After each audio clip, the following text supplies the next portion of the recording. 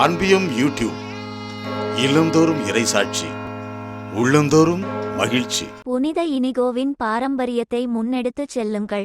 புனித இனிகோவின் பாரம்பரியத்தை முன்னெடுத்து செல்லும் உங்கள் அறிவார்ந்த ஆர்வத்தையும் ஒத்துழைக்கும் உணர்வையும் சமகால சவால்களுக்கு பதிலளிக்கும் உங்களின் உணர்திறனையும் வளர்த்து கொள்ள நான் உங்களை ஊக்குவிக்கிறேன். திருத்தந்தை பிரான்சிஸ்.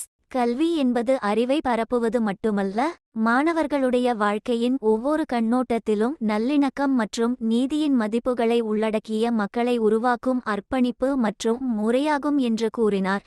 திருத்தந்தை பிரான்சிஸ் மே 20 இத்திங்களன்று சிக்காகோ இலயோலா பல்கலைக்கழகத்தின் அறங்காவலர் குழு உறுப்பினர்களை திருப்பீடத்தில் சந்தித்தபோது இவ்வாறு தெரிவித்த திருத்தந்தை, இப்பல்கலைக்கழகம் தெளிந்த தேர்தல் மற்றும் செயல்பாட்டின் அடிப்படையில் இயேசு சபையின் பாரம்பரியத்தால் ஈர்க்கப்பட்ட ஒன்று என்பதையும் சுட்டிக்காட்டினார்.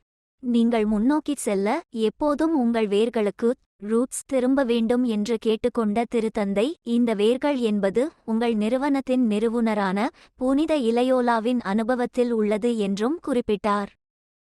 மேலும் புனித இனிகோ எப்போதும் கடவுளுக்கு முதலிடம் கொடுத்து தொடர்ந்து கடவுளின் விருப்பத்தை நிறைவேற்ற முனைந்தவர் என்றும், தெளிந்த தேர்தல் மற்றும் நீதிக்கான அர்ப்பணிப்பு ஆகியவற்றால் குறிக்கப்பட்ட அவரது ஆன்மீக பாதை உங்கள் வாழ்க்கையையும் செயல்பாட்டையும் ஊக்குவித்து வழிநடத்தட்டும் என்றும் உரைத்தார்.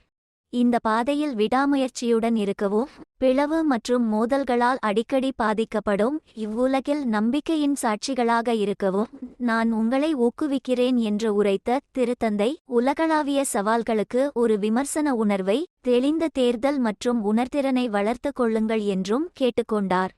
கல்வி என்பது அறிவை பரப்புவது மட்டுமல்ல, மாணவர்களின் வாழ்க்கையின் ஒவ்வொரு கண்ணோட்டத்திலும் நல்லிணக்கம் மற்றும் நீதியின் மதிப்புகளை உள்ளடக்கிய மக்களை உருவாக்கும் அர்ப்பணிப்பு மற்றும் முறையாகும் என்று கூறினார் திருத்தந்தை.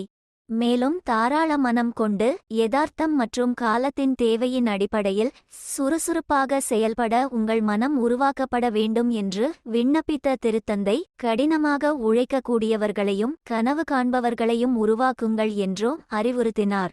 புனித இனிகோவின் பாரம்பரியத்தை முன்னெடுத்து செல்லும் உங்கள் அறிவார்ந்த ஆர்வத்தையும் ஒத்துழைக்கும் உணர்வையும் சமகால சவால்களுக்கு பதிலளிக்கும் உங்களின் உணர்திறனையும் வளர்த்து கொள்ள நான் உங்களை ஊக்குவிக்கிறேன் என்றும் கூறினார். திருத்தந்தை பிரான்சிஸ். இந்த அன்பியம் யூடியூப் சேனலை நீங்கள் ஷேர் பண்ணுங்க, சப்ஸ்கிரைப் பண்ணுங்க, லைக் பண்ணுங்க. Wish you all the best.